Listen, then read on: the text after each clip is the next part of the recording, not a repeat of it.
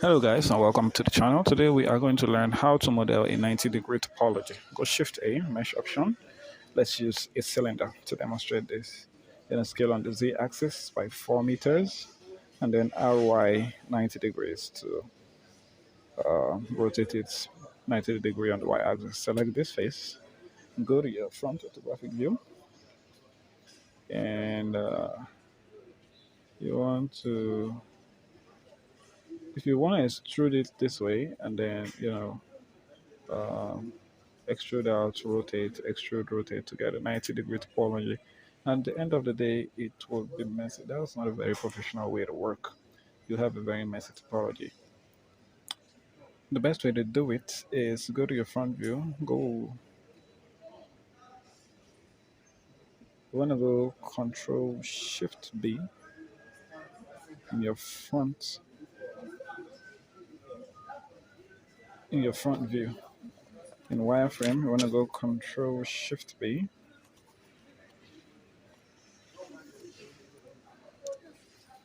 and then you want to press 1. Then it will give you that. And then you want to go GEZZ, press 1 as well to extrude. And then you can just go SZ0 to scale it on the Z axis by 0. And then you have a very smooth topology all the way. And there's another way you could do this. There's a tool you could use to do this, but it's not as smooth as this first one. The other way you could do it is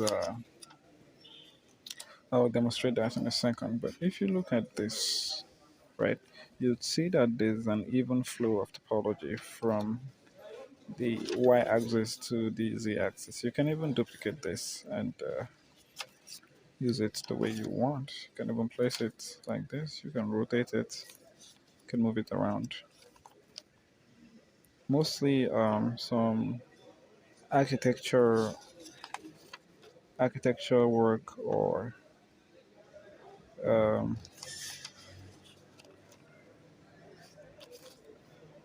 complex modeling requires you to use this, you know, um, scale to get an even flow of topology in your workflow.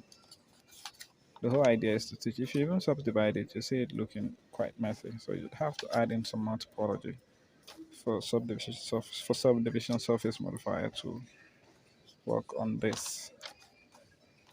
I'm trying to check my I'm trying to check my lesson book to be able to explain the second one because you'd have to be very precise in the second one. But you guys get the whole idea. See, this one that has more geometry look very accurate, topologically accurate than the one with less geometry. But you can add in supporting loops like this to make your work. It's to give you the same result at the end of the day. So that's the first part. The second part, we're going to demonstrate using another cylinder. I'm going to go Shift A, go to your mesh option, add in a cylinder, just like we did the first one. We're going to go scale on the Z axis by a value of 4. Press enter, then RY90 to rotate it on the Y axis by 90 degrees. Then you want to select this face. I want to go F3 and search for this shear tool, SHEAR, shear. And then when you click on it, you can actually rotate it without affecting the topology like this.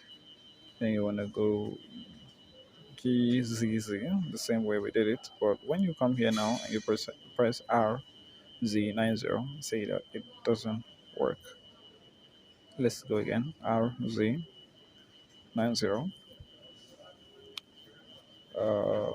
RZ9. 0, it gives you this is RX90. It's not working. RY90, none of it is working. So that's the problem with these two. So I'd recommend you do it the first way. I think that's the best you could do.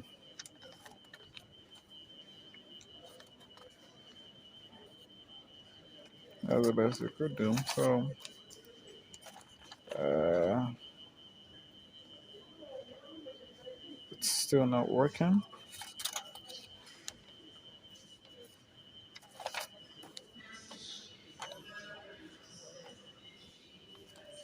Still not working. Even when you add your subdivision surface modifier, it just messes up the topology. So you could just, add in supporting edges so that when you add the subdivision surface modifier, it can actually work. So if you subdivide it now by one, say, you have one level of subdivision on the viewports and on the render. So if you increase it to 2 and give it shade smooth, you'd have a much, much better looking model.